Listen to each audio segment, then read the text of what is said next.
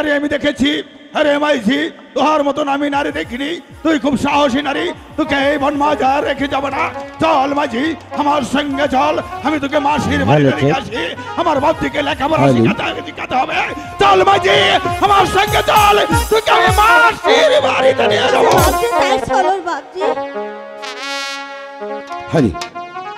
Hello check, hello hello. সুপ্রিয় দর্শক শ্রোতা, রূপবান